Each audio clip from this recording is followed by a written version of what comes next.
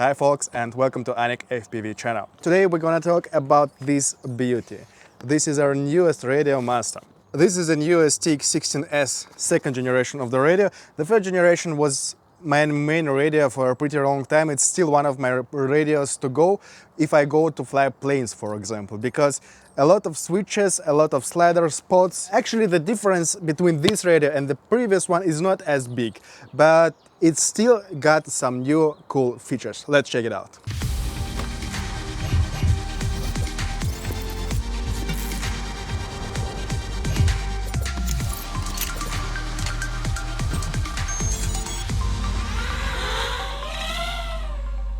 The packaging of the radio is quite simple, there is nothing new.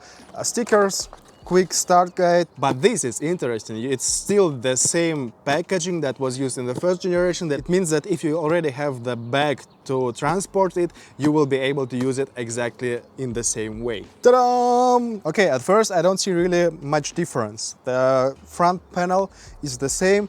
The switches are the same, the ports are different. In a second I will show you the previous generation and we will compare it. Also the sticks are new, they claim they have new sensors and these are Hall sensors.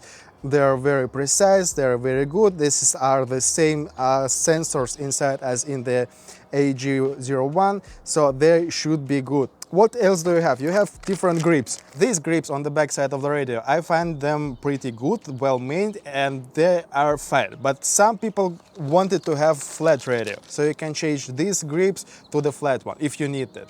I don't need it. I got used to hold the radio with this finger. I'm a pincher, so I fly like this, and it lays pretty well on this finger. There is a film on the screen right now already, but there is a screen protector also in the package, so you can put it on top to protect your screen better. Also the same thing for the keys like it was in the previous generation. USB cable, it's nothing special about it other than color. It's the violet, it's not blue, it's violet, but it's pretty standard USB 2.0 USB Type-C cable. Why is it violet? I don't know. Also there are some additional springs. If you want to change them, you have to open the radio. These should be softer. So if you want a soft feel on the sticks, you have to use this spring. The next thing I want to make is compare these two radios. This is my old one, this is my new one. As you see, this is a North Star TX16. It has aluminum set on it in orange. The sticks are the premium sticks. The LED rings are installed and the leather grips also here. What I have to say about the LED rings, that they are pretty cool, and also I integrated the circuit to be able to use them only in the 6 flight mode, and it doesn't bother me all the time. So if I need, I can turn it on and turn it off. And this is a new radio. There is not too much difference actually. What you see first here is the sticks. These sticks are completely different. These are of course already molded sticks, but originally there were plastic sticks, relative cheap, but already with Hall gimbals on some versions. This is a Hall gimbal stick with the same sensors inside as in this stick. This stick is of course still better because it's full metal and has a lot of bearings inside. This one is plastic with 2 bearings only, I think. But anyway, there are some cool features like tuning the stick tension and the range of the stick with the screws outside. So you don't have to disassemble the radio, you just have to use, for example, I don't want the stick to go as high. I can screw it down. As you see, it goes only as high as this right now. I think the range of the stick can be changed between 60 and 35 degrees. So it's very cool. What I don't like about screwing gimbals that they get scratched pretty fast. As you see, it's already scratched, and I just did a couple of revolutions. This is for the roll stick. No, I need it even more soft. I like soft sticks, so that's it. No, I think this is for this axis. They get pretty soft and I like the feel already. As you see on my previous radio, I did it very soft. What is also important, you can change the height of the sticks much higher. I like long sticks and soft sticks. More, yeah. To fix the ends of the sticks, we have these screws in the package. The shafts of the sticks are 4 millimeters, so you can change it actually to any other stick types which you find more suitable for your type of flying. Okay, let's go further. These pods, they are much better. They are much better. If you can remember, these pods in the previous radio, they were not fixed properly. This is the first problem. As you see, they wiggle a bit back and forth. Also, the middle point felt a bit soft, and it's a very tight pod. It sits exactly in the middle, it doesn't wiggle. The switches here it's exactly the same stuff as before. The sliders are okay, the sliders are much better. Oh, whoa, whoa, whoa, whoa, the sliders are much better. As you remember, in the previous generation, these were sliders with the middle point actually, but it didn't felt so good. Also, it moved almost without any resistance inside, so it was sometimes pretty complicated to feel the difference between the center point and the sides and so on. This is much better. It feels so much better, it's so smooth. Also, the headphones jack is new here. The previous radio didn't have it. It had a jack for the trainer port, but nothing other than this. And here is the jack for the headphones. I don't use headphones. FPV pilots anyway don't use headphones for the telemetry radio, alarms and voice alerts, but some of the people who fly not FPV, they probably will find this useful. They changed old and cheap looking cross-headed screws to these hex screws, and looks so much better, so much more professional. Also, there is a new battery cover. I didn't have any problem with the previous one, but this part is new here. So you can properly hold it, take it out, put it back without any problems. Should be better now. But anyway, I didn't open this back cover since I bought this radio, so I didn't find it such a big problem on the previous one. Also, there are some things that you won't see it from the outside, and one of them is USB power. Because previously it was such a pain to charge it over the USB because it was so slow. The full charge of 2 batteries took by me 4 or 5 hours, so I put it only overnight. Now it charges with 2.5 amps almost, so it means that the batteries inside are charged within 2 hours maximal or even less. Also, I saw somewhere on the Facebook that there is a second speaker built in, so it means one of the speakers is here and the second one should be somewhere behind. I'm not sure what does it mean, but let's check how it sounds. Welcome to HTX. I wouldn't say that it sounds somehow different from the previous radio. Welcome to OpenTX. Okay, I hear the difference. Probably the speaker they used in the newer radio is a different one from the previous one, because this doesn't have any low frequencies, and this one sounds a bit more rich. Welcome to HTX. Level warning. Switch warning. If they really claim that there are 2 speakers, probably they are inside. But I don't really mind it. If the second speaker is really inside, it would be cool. But if not, I don't really care. 1 speaker is also enough. This radio came with the internal module. It has a 4-in-1 multi-protocol module that supports a lot of old protocols like FrSky, FlySky, Spectrum, Futaba, all possible stuff. But also there was an JR base, so you could also plug in full-size modules here and extend the functionalities, like to use long-range system and so on. It's not much different in the newer version of the radio. There are 2 options like this. It's 4-in-1 multi-protocol module for all possible stuff, or the ELRS. ELRS option is also fine, and also same stuff as everywhere, the JR bay here. So you can plug any module here, it will be supported. This radio originally came with the OpenTX firmware, as you see it here, but it also actually had the touch screen, so analog, I think here, yeah. As you see, touch panel, and you can check if the touch panel is working. It works pretty well, but it wasn't used in the OpenTX firmware. There is another option. You can install the HTX on this radio, and it will use the touchscreen of this radio as it has to be. From the other side, this radio already comes with the HTX, as you see. It's official 2.6.0, so it's actually the same firmware that can be installed on the previous radio, but the second generation already comes with this, and you can already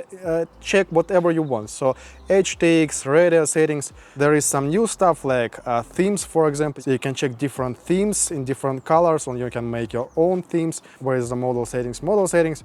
Heli setup, flight modes, input, mixers, output, curves, variables, switches, telemetry, and so on. So it's the same stuff like on a previous radio, but you don't have to use the buttons anymore. Also, what I like about the touchscreen, that there is a proper keyboard, and you can pick the letters you want without scrolling too much back and forth. You can make capital letters, delete something, and it's very cool. What I also want to check, how it feels, because with this radio I already flown hundreds of hours, and this is pretty new, and the gimbals are new for me. You know, just from looking I can tell that these gimbals are not the same gimbals as this one, because these gimbals are almost the best gimbals on the market. But enough words, let's check it out. Okay, I put the crossfire on it.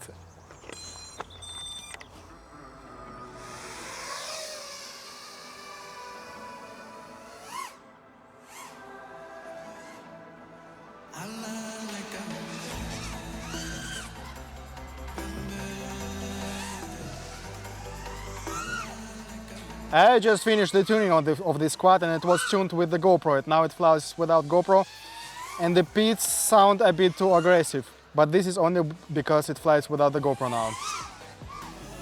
Okay, it feels pretty good. The sticks are soft enough for me, long enough for me.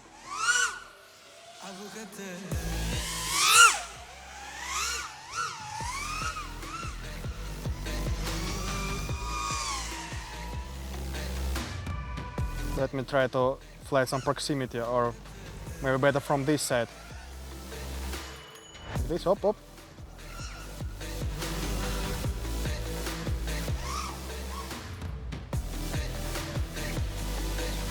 Like this, hop, and back.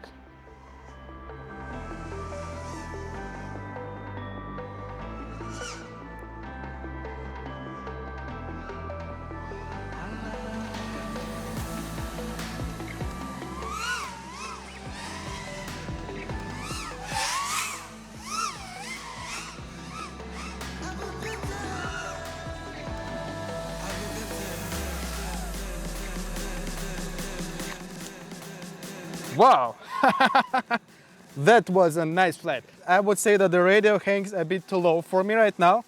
Don't know what is the problem. Maybe I use the lanyard with some other radios. So let's put it a bit higher. Like this. Yeah, now it's much better. It sits totally fine because the main form of the radio remains exactly the same as with the previous. It's one of my main radios, one of my favorite radios. So I feel myself pretty confident with these sticks. I would say that don't forget that these sticks are quite expensive. The price of these two gimbals is almost the same as the price of some other radios, so let's see. Woo!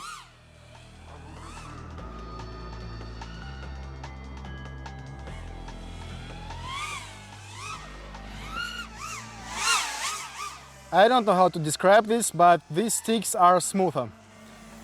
And also they have pretty big head, the stick end head, and it feels better. But other than this, there is almost no difference.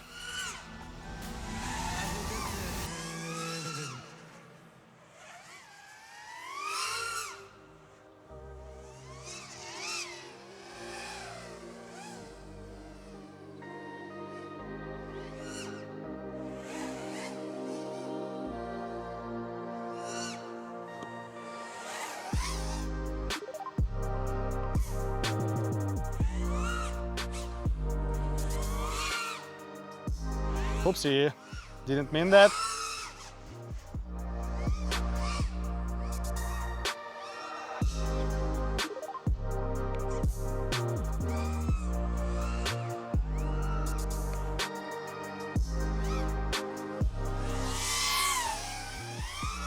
On the right side, hop.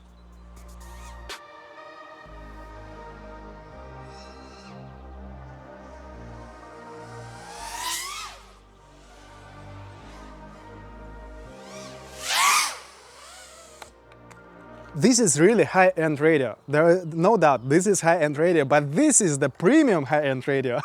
I'm really confused because I invested already a lot on this radio, you know. The whole price, the total price of this radio around $450 without crossfire. So it means this is a pretty expensive radio. And this one cost around 200 or even less.